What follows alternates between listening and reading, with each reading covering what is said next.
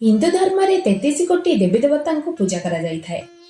से मध्य आपण राशि अनुजाई आपण इष्टदेव किए जानते कि? कारण 33 कोटी देवी देवता सहित आपण आपणकर इष्टदेव को विशेष भाव में पूजा करने उचित। कहीं आपण जातकर इष्टदेव को पूजा करने फल आपण अधिक लाभ प्राप्त करते। प्रति राशि अलग अलग इष्टदेव थांती। प्रतिटी इष्टदेव पूजा विधि अलग एवं सेमानंकु अलग वस्तु बा पूजा सामग्री अर्पण करने को पड़ी थाए। जदि आपण इष्टदेव पूजा ठीक भाव में करना तेबे आपण इष्टदेव आपण ऊपर प्रसन्नता देखाई न थांती। जीवन में सुख समृद्धि प्राप्त करने लोक माने निज निज हिसाब से निजर इष्ट को पूजा करथांती। अनेक लोक एमिति भी अछंती जो माने निजर इष्टदेव विषय ए पर्यंत अवगत नाहंती। किंतु आज यही वीडियो माध्यम आपण जानि परिबे आपणक राशि अनुसार आपणक इष्ट देवता किए। दर्शक बंधु, प्रत्येक देवी देवता आम सौर जगत रे थिबा ग्रहक सहित संबंधित रही थांती। जदि कौनसी देवी देवता व्यक्तिर जातक अनुसार ग्रह स्थिति सह मेल थाई न थांती तेबे सही व्यक्ति को पूजा पाठर फल मिली न थाए। तेणु लोक माने भाबी थांती कि दिन राति पूजा पाठ करिबा परे मध्य शुभ फल काहेकि प्राप्त हेउ नाही। अनेक थर देखा जाए व्यक्ति माने सेमानंक राशि अनुजाई अलग इष्टदेव को पूजा करिथांती, जहा फल सेमानंक ग्रह दशा सुधारिबा स्थान रे आहुरी हानि होई थाए। मान्यता अनुजाई निजर जातक बा राशि अनुसार थिबा इष्ट देवी देवता को चयन करिबा श्रेष्ठ होई थाए। जातक अनुसार देवी देवतांकर चयन करिबा समय रे जातकर राशि प्रथम, पंचम एवं नवम भागरु चयन करिबा उत्तम होई थाए। व्यक्ति जेतेबेले जन्म होता है तापाई सही समयर ग्रह नक्षत्र स्थिति अनेक महत्व रखि थाए। जन्म नेबा समय रे चंद्रमा जेउ राशि रे रही थांती ताहा व्यक्तिर जन्म राशि होता है। एही परिस्थिति रे राशि अनुजाई निजर इष्टदेव किए जानि होई थाए। आकाश रे 12टी राशि पथ रही अछि जेउथिरे 28टी नक्षत्र भ्रमण करिथांती। व्यक्तिर जन्म कोनोसी ना कोनोसी नक्षत्र रे होई थाए एवं सबु नक्षत्रर कौनसी ना कौनसी राशि सह संबंध निश्चित रही थाए। तेबे दर्शक बंधु, आसंत जानिबा केउ राशिर लोक माने केउ इष्ट देवी देवता को पूजा करिबा द्वारा तांको जीवन सुखमय हेबो। प्रथम रे मेष राशि। मेष राशिर ग्रह देवता मंगल ग्रह अटंती। श्रीराम एवं हनुमान एही राशिर मुख्य देवता अटंती। हनुमानक पूजा करिबा द्वारा मेष राशिर जातकधारीक इच्छा पूर्ण होई थाए। मेष राशिर व्यक्ति इष्ट देवी हेउछंती भगवती, तारा, नील सरस्वती एवं माता शैलपुत्री। वृष राशि।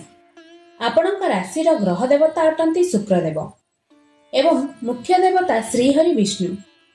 ज्योतिष शास्त्र अनुसार वृष राशिर लोके शनिवार दिन अश्वत्थ वृक्षर पूजा करने आवश्यक।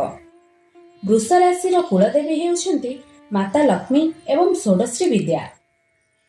मिथुन राशि। मिथुन राशिर व्यक्ति बुध हेउछंती ग्रह देवता। श्री गणेश एवं श्री विष्णु हेउछंती मुख्य देवता।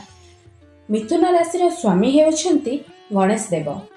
तेणु मिथुन राशिर व्यक्ति माने श्री गणेश को पूजा करने द्वारा लाभवान होइथांती। मिथुन राशिर व्यक्ति माने गणेश भगवान का पूजा आराधना कले सेमानंको मानसिक चापरु मुक्ति मिली थाए एवं तांको इच्छा शक्ति मजबूत होई थाए, जहा फल सेमाने कठिन रु कठिन कार्य करी निज लक्ष्य स्थल रे पहुंची पारिथांती। मिथुन राशिर व्यक्ति कुलदेवी हेउछंती माता दुर्गा, माता भुवनेश्वरी एवं माता चंद्रघंटा। कर्कट राशि। कर्कट राशिर व्यक्ति ग्रह देवता हेउछंती चंद्र देवता एवं मुख्य देवता हेउछंती श्रीहरि विष्णु एवं भगवान शिव। कर्कट राशिर व्यक्ति माने भगवान शिव एवं विष्णु को पूजा करने द्वारा तांको बुद्धि प्रखर हेबा सह सेमानंकर समस्त कार्य सिद्ध होइथाए। सेमानंक जातक रे जेते खराब समय चालुथिले मध्य इष्ट देवतांको पूजा करने द्वारा समस्त बाधा विघ्न दूर होइथाए। कर्कट राशिर इष्ट देवी हेले माता कमला एवं सिद्धिदात्री। सिंह राशि। सिंह राशिर ग्रह देवता हेउछंती सूर्यदेव।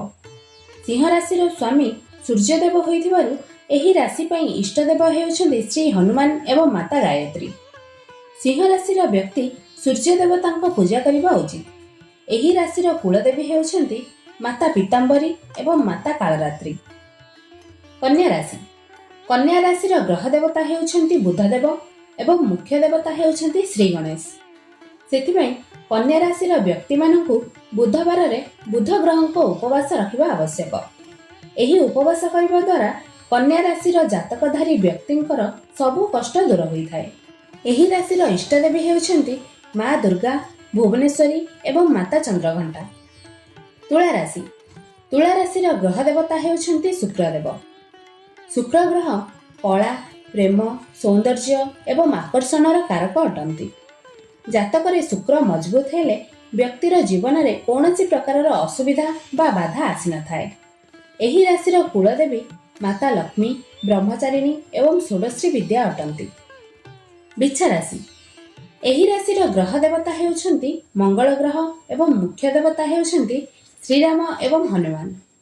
ତେଣୁ ବିଛା ରାଶିର ବ୍ୟକ୍ତିମାନଙ୍କୁ ଶ୍ରୀ ହନୁମାନଙ୍କ ପୂଜା କରିବା ଉଚିତ। ଏହି ରାଶିର କୁଳଦେବୀ ହେଉଛନ୍ତି ଭଗବତୀ ତାରା ଏବଂ ମାତା ଶୈଳପୁତ୍ରୀ। ଧନୁ ରାଶି।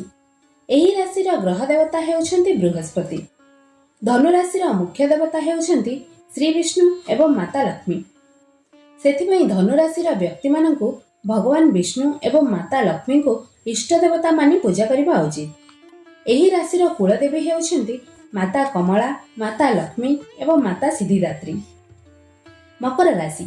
ଏହି ରାଶିର ଗ୍ରହ ଦେବତା ହେଉଛନ୍ତି ଶନି ଦେବତା। ଏହି ରାଶିର ବ୍ୟକ୍ତିମାନେ ଶନି ଦେବତାଙ୍କ ପୂଜା କରିବା ଦ୍ୱାରା ତାଙ୍କ ବୈବାହିକ ଜୀବନ ସୁଖମୟ ହୋଇଥାଏ। ଏହି ରାଶିର କୁଳଦେବୀ ମାତା ସିଦ୍ଧିଦାତ୍ରୀ ଏବଂ ମାତା କାଳୀ। କୁମ୍ଭ ରାଶି।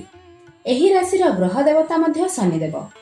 ଏହି ରାଶିର ବ୍ୟକ୍ତିମାନେ ଭଗବାନ ବିଷ୍ଣୁଙ୍କ ନାମ ଜପ କରିବା ଦ୍ୱାରା ତାଙ୍କ ଜୀବନରେ ସମସ୍ତ ସୁଖ ସମୃଦ୍ଧି ପ୍ରାପ୍ତ କରିଥାନ୍ତି। ଏହି ରାଶିର ଇଷ୍ଟଦେବୀ ହେଉଛନ୍ତି ମାତା କାଳୀ ଏବଂ ମାତା ସିଦ୍ଧିଦାତ୍ରୀ। ମୀନ ରାଶି। ମୀନ ରାଶିର ଗ୍ରହ ଦେବତା ହେଉଛନ୍ତି ବୃହସ୍ପତି। ଏହି ରାଶିର କୁଳଦେବୀ ହେଉଛନ୍ତି ମାତା ସିଦ୍ଧିଦାତ୍ରୀ ଏବଂ ମାତା ଲକ୍ଷ୍ମୀ। ଦର୍ଶକ ବନ୍ଧୁ, ଏହା ଥିଲା ଆପଣଙ୍କ ରାଶି ଅନୁଯାୟୀ ଆପଣଙ୍କ ଇଷ୍ଟ ଦେବୀ ଦେବତାଙ୍କ ବିଷୟରେ ବିବରଣୀ। ଆଶା କରୁଛି ଭିଡ଼ିଓଟି ଆପଣଙ୍କୁ ପସନ୍ଦ ଆସିଥିବ। ପସନ୍ଦ ଆସିଥିଲେ ଭିଡ଼ିଓଟିକୁ ଲାଇକ୍ କରି ଆମ ପ୍ରଭୁପାଦ ୟୁଟ୍ୟୁବ୍ ଚ୍ୟାନେଲକୁ ସବସ୍କ୍ରାଇବ୍ କରନ୍ତୁ ଏହିଭଳି ରିଲେଟେଡ୍ ଭିଡ଼ିଓ ଦେଖିବା ପାଇଁ। ଧନ୍ୟବାଦ।